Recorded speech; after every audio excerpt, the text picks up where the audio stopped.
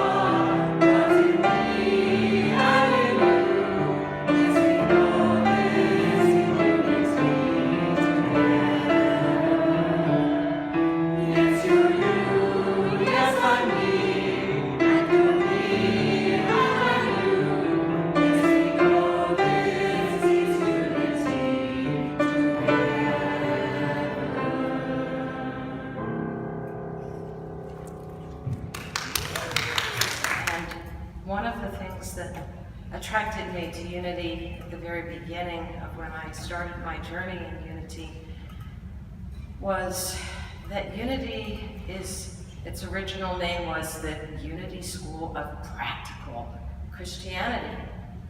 And to me, there's nothing more practical than meditation. So, I'm going to ask you a question. What would you say if I told you that there was one free thing that you could practice for 5 minutes a day minimum that would increase your immune system's functions, make you happier and less stressed, relieve stress-related disease, and even allow you to be more focused and attentive in your daily activities? And yes, those are just some of the scientifically proven benefits of meditation. But for us in Unity, the main reason for meditation is spending time in the silence, in communion with the oneness, with Source, with Spirit, whatever that is, that name that you give to God, because it's all the same. God is. And I am and you are. And we are all one, as the song says. So I have another question for you. This one's not a rhetorical question. How many of you have a daily meditation practice? Raise your hands. Oh, you're an awesome congregation. So I am probably preaching to the choir, literally, with this. Nonetheless, I will preach to the choir. And for those of you that don't have a daily meditation practice, maybe this will give you some ways in, and for those of you that do, maybe it'll give you a few new ideas about meditation. So let's start with the idea that for me, daily practice as a long-term meditator is non-negotiable. Why? Well, I'm one of the ones that has found relief from stress in terms of meditation, and I'm a very different person today than I was 47 years ago, an angry young woman, when I first learned to meditate because I had a disease that was incurable. Okay, so I live with it, but I practice meditation every day, and I enjoy life every single day. Did you know that American businesses lose $300 million a year due to stress-related symptoms and diseases? And that meditation reduces the stress hormone cortisol, which then relieves your stress and helps you to be able to cope. Just a few of the studies of meditation have defined it as reducing your chances of suffering a heart attack, and it's also useful in pain management for people who have cancer. So these are just a few of the physical reasons to practice meditation every day. Meditators also present themselves biologically as 10 to 12 years younger than their chronological age. And that has health benefits as well as benefits psychologically and emotionally. So other scientific findings deal with the effects of meditation on the brain. And a lot of these are recent findings. These predate Charles and Myrtle Fillmore's, but they're certainly applicable to unity meditation. So a Harvard study compared meditators with non-meditators and found that the hippocampus of the meditators was larger than the hippocampus of non-meditators. That the hippocampus is associated with learning, memory, self-awareness, compassion, and introspection. So those of us that meditate every day have better memories, good when you're getting older, more self-awareness as you're getting older, etc. Okay. They also found that meditation increased your ability to control yourself and the ability to pay attention and focus.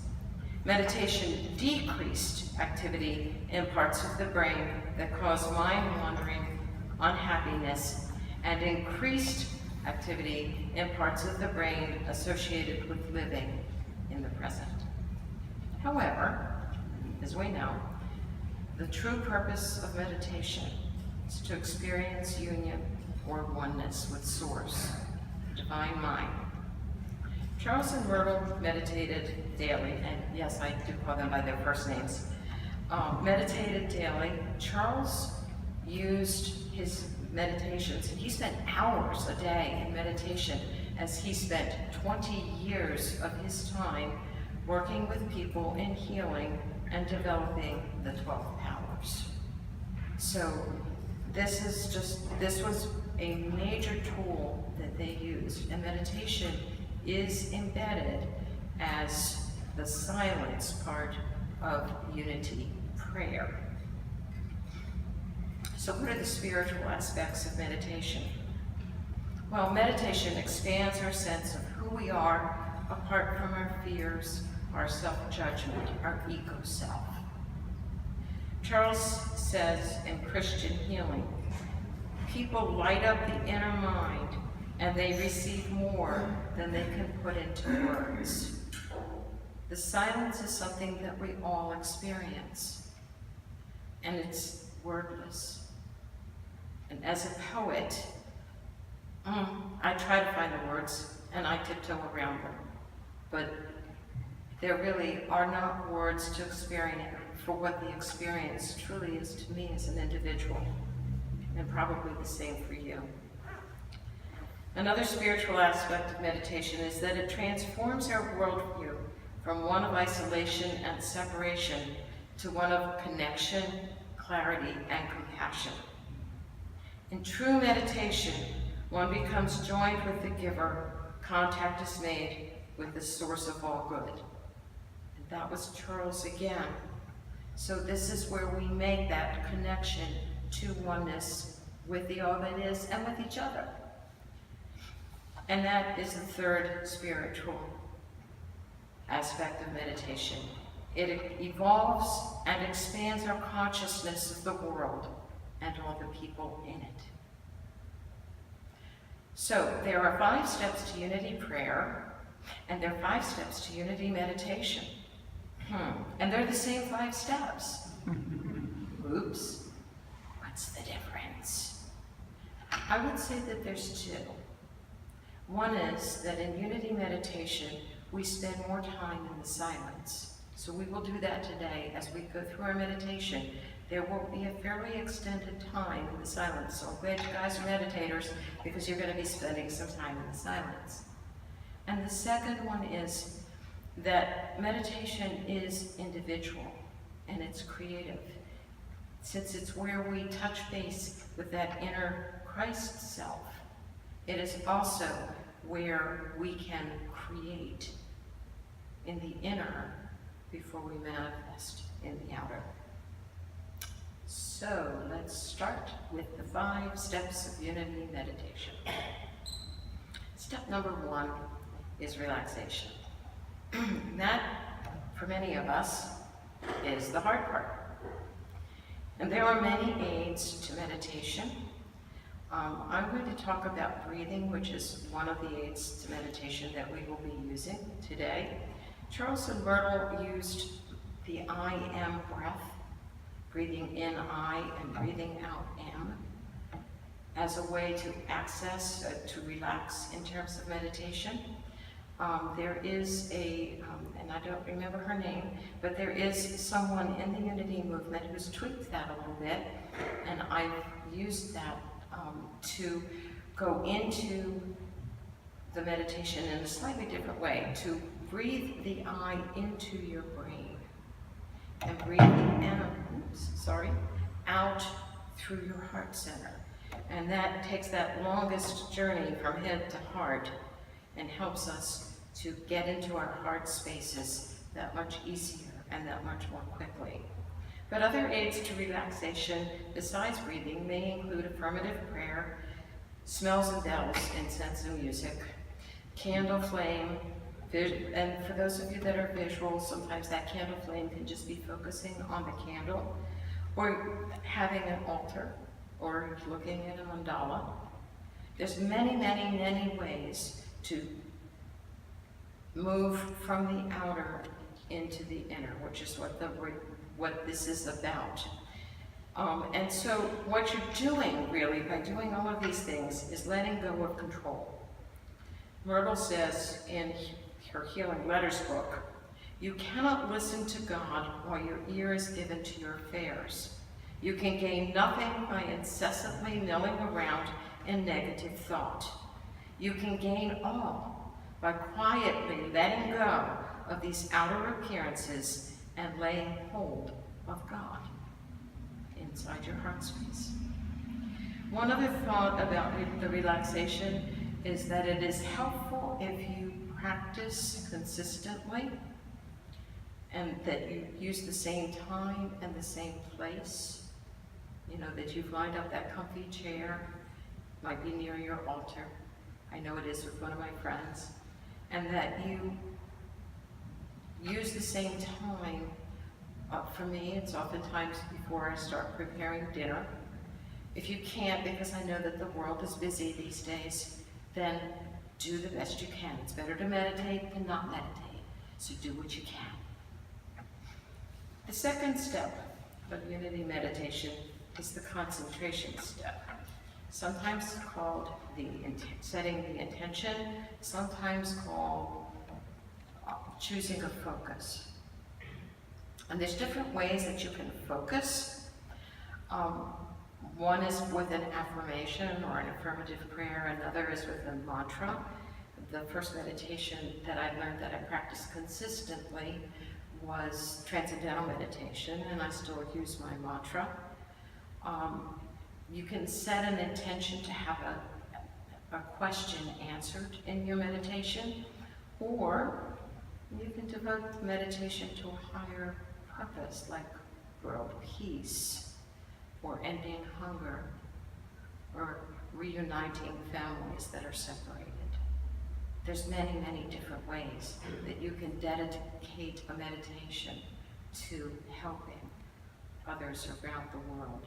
But by being peaceful yourself, that's the first step. The concentration phase is where you begin to enter alpha, state of consciousness. And alpha is something that is natural for all of us. Is there anyone in this room who does not daydream? Absolutely. And daydreaming is alpha. So yes, we all enter alpha whenever we are daydreaming. We also enter alpha when we enter the hypnagogic state. It's taken me a while to learn how to pronounce that one. Which is the time in between waking and sleeping. So you enter alpha and the hypnagogic state as you're going to sleep, and again upon waking. And we all do that. It's natural. So it is natural for us to enter that state of relaxed awareness that is the characteristic of alpha state of consciousness. Now, concentration, focus. And here's what happens to your brain when you try to focus. There's that little niggling thought over there, right? Oops, there's a noise. Squirrel mind. And we're off to the races with the squirrel mind.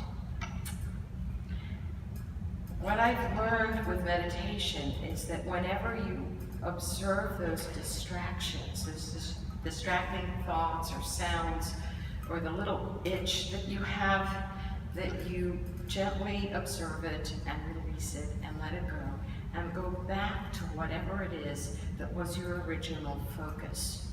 Whether it's breathing, an affirmation, whatever it is that you use to focus.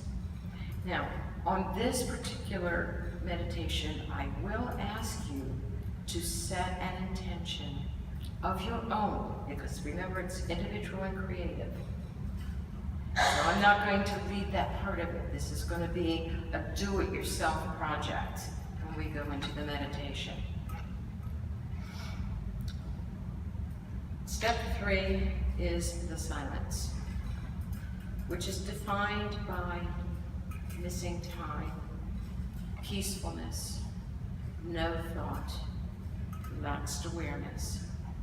Answers come and go, but you don't focus on them. You listen and let them go, because you know that answers will come back to you. Myrtle again. Speak to God in the quiet of your heart, just as you would speak to me. Set that intention. Tell God how much you desire to know and feel God's loving presence, and how glad you are to receive God's blessing and do God's will. Then be very still and feel God's love enfold you. So when we're in that state of silence, it's different for every single one of us. I can share with you a few times when I've been in that silence. One time that I was in the silence, I experienced it as pure vibration. My whole body was vibrating to the vibration of everything around me. And that's life expressing. Life is vibration and movement and change. And another time when I was in meditation, I was aware of the things outside the building, the trees and the birds and all the stuff going on outside of me, and they were part of me. I don't know how to put that into words, and it does boggle the mind. Yes, it does, Andrew. But it is the truth that if you have those mystical experiences, and meditation brings them, that when you have them, you experience that oneness. That still small voice inside of you may give words or thoughts of hope and peace, comfort, wisdom, encouragement, and love. Unfortunately, or fortunately, at some point in time, you reach that point of realization, which is step 4, where you know it's over, it's done. I'll be guiding you through that today. You come back into an awareness of your presence in the room. You know that your attention, or whatever it is that you have been meditating on, is accomplished. even though it may not have manifested in the outer. This is the time when those of us that are prayer chaplains pray for others that are on our list. We pray for ourselves, we pray for our friends and our family. This is your time when you realize your oneness with all. And then finally, there is Thanksgiving. Charles, in the book Prosperity, says, we can thank God that its thoughts are our thoughts, and that our natural mind is illumined by spirit. So if you spend at least 5 minutes a day in meditation, remember the benefits that we'll be practicing in the 5 steps of meditation in a few minutes. This is where your mind and divine mind commune, so that the intelligence of Source expresses as your I am, or Christ self. So as we head into meditation, let's sing a few verses of Lead Me to the Light.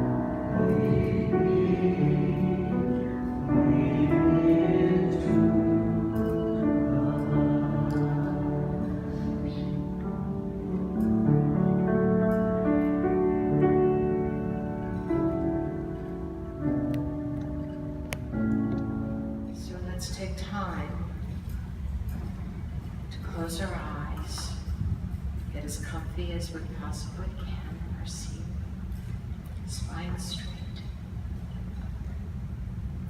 and at your own pace,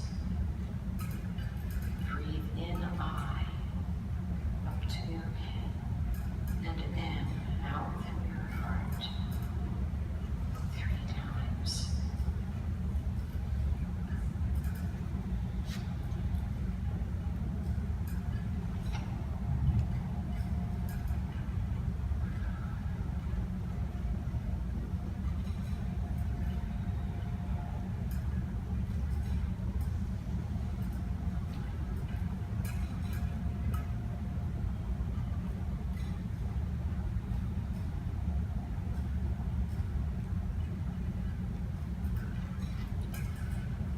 As we enter the sacred space, we each individually, from our Christ self perspective,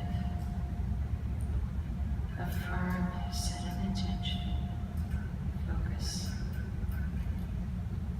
on what we need to see, on what we need to be. And we breathe it in.